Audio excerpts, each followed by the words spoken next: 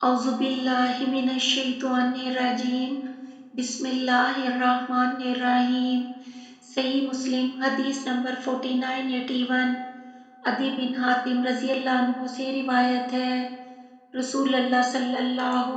علیہ وسلم نے مجھ سے فرمایا، جب تو اپنا کتا چھوڑے تو اللہ کا نام لے، پھر اگر وہ روک لے تیرے شکار کو اور تو اسے زندہ پائے تو ذبح کر اس کو، اور جو مار ڈالے لیکن کھائے نہیں اس میں سے تو بھی کھا اس کو، اور جو تیرے کتے کے ساتھ دوسرا کتا ملے اور جانور مارا گیا ہو تو مت کھا اس کو، کیونکہ معلوم نہیں کس نے مارا اس کو، اور جو تو تیر مارے تو اللہ تعالیٰ کا نام لے، پھر اگر تیرا شکار تیر کھا کر ایک دن تک غائب رہے، بعد اس کے تو اس میں سوائے اپنے تیر کے اور کسی مار کا نشان نہ پائے تو کھا اس کو اگر تیرا جی چاہے، اور جو تو اس کو پانی میں ڈوبا ہوا پائے تو مت کھا۔ صحیح مسلم حدیث نمبر 4982 عدی بن حاتم رضی اللہ عنہ سے روایت ہے، میں نے رسول اللہ صلی اللہ علیہ وسلم سے پوچھا شکار کو، آپ صلی اللہ علیہ وسلم نے فرمایا، جب تو تیر مارے تو اللہ تعالیٰ کا نام لے، پھر اگر تو اس کو مرا ہوا پائے تو کھا اس کو، مگر جس صورت میں وہ پانی میں پڑا ہو تو مت کھا، اس لیے کہ معلوم نہیں وہ ڈوب کر مرا یا تیرے تیر سے مرا۔ صحیح مسلم حدیث نمبر 4983 ابو ثعلبہ خشنی رضی اللہ عنہ سے روایت ہے، میں رسول اللہ صلی اللہ علیہ وسلم کے پاس آیا اور عرض کیا، یا رسول اللہ، ہم اہل کتاب یعنی یہود و نصارہ کے ملک میں رہتے ہیں، ان کے برتنوں میں کھانا کھاتے ہیں، اور ہمارا ملک شکار کا ملک ہے، تو میں شکار کرتا ہوں اپنی کمان سے، اور شکار کرتا ہوں سکھائے ہوئے کتے سے، اور شکار کرتا ہوں اس کتے سے جو سکھایا نہیں گیا، تو بیان کیجیے مجھ سے جو حلال ہو ان میں۔ آپ صلی اللہ علیہ وسلم نے فرمایا، تو نے جو کہا میں اہل کتاب کے ملک میں ہوں، ان کے برتنوں میں کھاتا ہوں، تو اگر تم کو اور برتن مل سکے تو مت کھاؤ ان کے برتنوں میں، دوسرے جو اور برتن نہ ملیں تو دھو لو ان کو پھر کھاؤ ان میں، اور جو تو نے ذکر کیا ہے کہ تم شکار کی زمین میں ہو، بس جس کو تیر پہنچے اور تو اس پر اللہ کا نام لے تو اسے کھا لے، اور جو تو اپنے شکاری کتے سے شکار کرے تو اس پر اللہ کا نام لے اور کھا لے، اور جو ایسے کتے کا شکار ہو جو شکاری نہ ہو اور تو اسے زندہ پا لے تو اسے ذبح کر پھر کھا لے۔ صحیح مسلم حدیث نمبر 4984 اس سند کے ساتھ یہ حدیث ابن مبارک کی مذکورہ حدیث کی طرح منقول ہے، سوائے اس کے کہ اس روایت میں کمان کے ساتھ شکار کرنے کا ذکر نہیں ہے۔ صحیح مسلم حدیث نمبر 4985 ابو ثعلبہ رضی اللہ عنہ سے روایت ہے، آپ صلی اللہ علیہ وسلم نے فرمایا، جب تم تیر مارے پھر شکار غائب ہو جائے، بعد اس کے ملے تو کھا اس کو جب تک بدبودار نہ ہو۔ صحیح مسلم حدیث نمبر 4986 ابو ثعلبہ رضی اللہ عنہ سے روایت ہے، رسول اللہ صلی اللہ علیہ وسلم نے اس شخص کے بارے میں جو اپنا شکار 3 روز کے بعد پائے فرمایا، وہ کھائے اس کو اگر سڑ نہ گیا ہو۔ صحیح مسلم حدیث نمبر 4987 ابو ثعلبہ خشنی رضی اللہ عنہ شکار کے بارے میں نبی صلی اللہ علیہ وسلم سے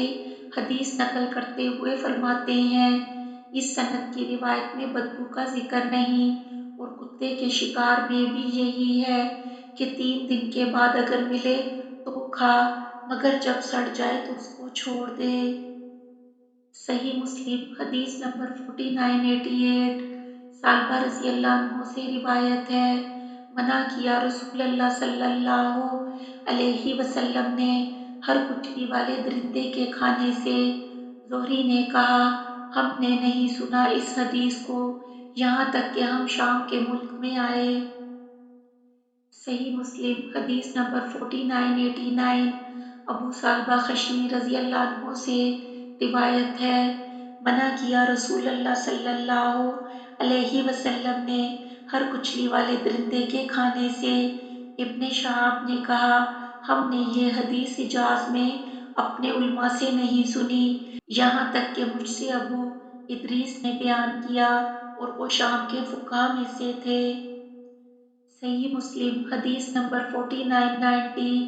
سالبہ ہاشمی رضی اللہ عنہ سے روایت ہے کہ رسول اللہ صلی اللہ علیہ وسلم نے ہر ایک کچلی والے درندے کا گوشت کھانے سے منع فرمایا ہے۔ صحیح مسلم حدیث نمبر 4991 زہری نے اس سند کے ساتھ یونس اور عمرو کی روایت کی طرح حدیث نقل کی ہے اور انہوں نے کھانے کا ذکر کیا ہے سوائے صالح اور یوسف کی روایت کے کہ اس میں صرف کچلی والے درندے کا گوشت کھانے کی ممانعت کا ذکر ہے۔ صحیح مسلم حدیث نمبر 4992 ابو ہریرہ رضی اللہ عنہ سے روایت ہے، رسول اللہ صلی اللہ علیہ وسلم نے فرمایا، ہر کچلی والے درندے کا کھانا حرام ہے۔ صحیح مسلم حدیث نمبر 4993 مالک بن انس رضی اللہ عنہ نے اس سند کے ساتھ اس طرح حدیث بیان کی ہے۔ صحیح مسلم حدیث نمبر 4994 عبداللہ بن عباس رضی اللہ عنہ سے روایت ہے، منع کیا رسول اللہ صلی اللہ علیہ وسلم نے ہر کچلی والے درندے اور ہر پنجے سے پرندے سے۔ صحیح مسلم حدیث نمبر 4995 شعبہ نے اس سند کے ساتھ اسی طرح روایت بیان کی ہے۔ صحیح مسلم حدیث نمبر 4996 ابن عباس رضی اللہ عنہ سے روایت ہے، رسول اللہ صلی اللہ علیہ وسلم نے ہر کچلی والے درندے اور ہر پنجوں والے پرندے کا گوشت کھانے سے منع فرمایا ہے۔ صحیح مسلم حدیث نمبر 4997 ابن عباس رضی اللہ عنہ سے روایت ہے، فرماتے ہیں کہ رسول اللہ صلی اللہ علیہ وسلم نے منع فرمایا ہے، اور پھر آگے شعبہ عن الحکم کی روایت کی طرح حدیث روایت کی گئی ہے۔ صحیح مسلم حدیث نمبر 4998 جابر رضی اللہ عنہ سے روایت ہے، رسول اللہ صلی اللہ علیہ وسلم نے ہم کو بھیجا اور ہمارا سردار ابو عبیدہ بن الجراح رضی اللہ عنہ کو بنایا تاکہ ہم ملیں قریش کے قافلے سے،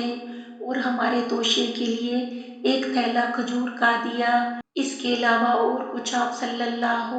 علیہ وسلم کو نہ ملا، تو ابو عبیدہ رضی اللہ عنہ ہم کو ایک ایک کھجور ہر روز دیا کرتے تھے۔ ابو الزبیر نے کہا، میں نے جابر رضی اللہ عنہ سے پوچھا، تم ایک کھجور کا کیا کیا کرتے تھے؟ انہوں نے کہا، اس کو چوس لیتے تھے بچے کی طرح، پھر اس پر تھوڑا سا پانی پی لیتے تھے، وہ ہم کو سارے دن رات کو کافی ہو جاتی، اور ہم اپنی لکڑیوں سے پتے جھاڑتے، پھر اس کو پانی میں تر کرتے اور کھاتے۔ جابر رضی اللہ عنہ نے کہا، ہم گئے سمندر کے کنارے پر،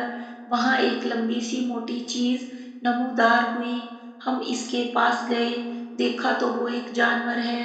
جس کو عنبر کہتے ہیں۔ ابو عبیدہ رضی اللہ عنہ نے کہا،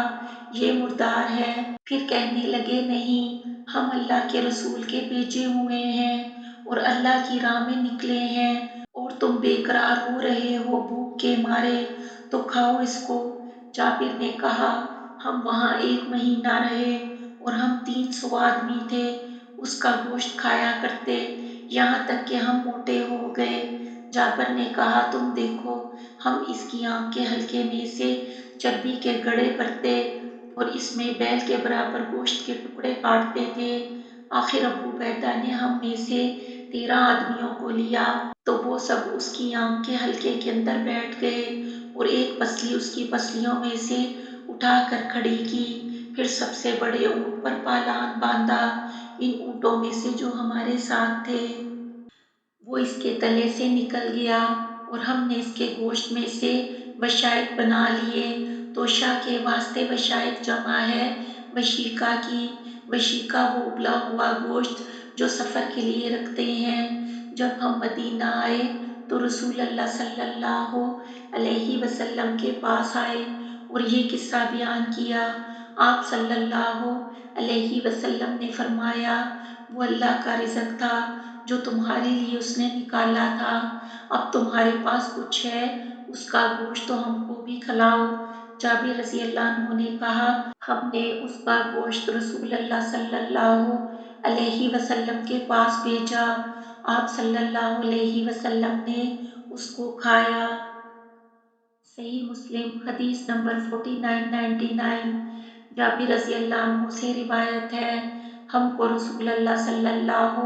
علیہ وسلم نے بھیجا اور ہم 300 سوار تھے اور ہمارے سردار ابو عبیدہ بن الجراح تھے۔ ہم قریش کے قافلے کو تاک رہے تھے تو ہم سمندر کے کنارے آدھے مہینے تک پڑے رہے اور وہاں سخت بھوکے ہوئے یہاں تک کہ پتے کھانے لگے اور اس لشکر کا نام یہی ہو گیا، پتوں کا لشکر۔ پھر سمندر نے ہمارے لیے ایک جانور پھینکا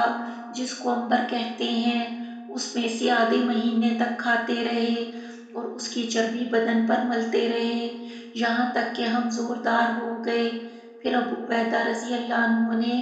اس کی ایک پسلی لے کر کھڑی کی اور سب سے زیادہ لمبا آدمی لشکر میں دیکھا اور سب سے زیادہ لمبا اونٹ اس آدمی کو اس اونٹ پر سوار کیا، وہ اس کی پسلی کے تلے سے نکل گیا اور اس کی آنکھ کے حلقے میں کئی آدمی بیٹھ گئے۔ جابر نے کہا، ہم نے اس کی آنکھ کے حلقے میں سے اتنے گھڑے چربی کے نکالے اور ہمارے ساتھ اس جانور کے ملنے سے پہلے ایک تھیلا تھا کھجور کا۔ تو عبیدہ رضی اللہ عنہ ہم میں سے ہر ایک کو ایک ایک مٹھی کھجور دیا کرتے، پھر ایک ایک کھجور دینے لگے۔ جب وہ بھی نہ ملی تو ہم کو معلوم ہوا اس کا نہ ملنا یعنی ایک کھجور سے کیا ہوتا ہے۔ پھر جب وہ بھی نہ رہی اس وقت معلوم ہوا کہ ایک کھجور بھی غنیمت تھی۔ صحیح مسلم حدیث نمبر 5000۔ جابر رضی اللہ عنہ سے روایت ہے، پتوں کے لشکر میں ایک شخص نے ایک دن 3 اونٹ کاٹے، پھر 3 اونٹ، پھر 3 اونٹ۔ پھر ابو عبیدہ رضی اللہ عنہ نے منع کر دیا اونٹوں کے کاٹنے سے، اس خیال سے کہیں اونٹ تمام ہو جائیں اور جہاد میں خلل واقع ہو۔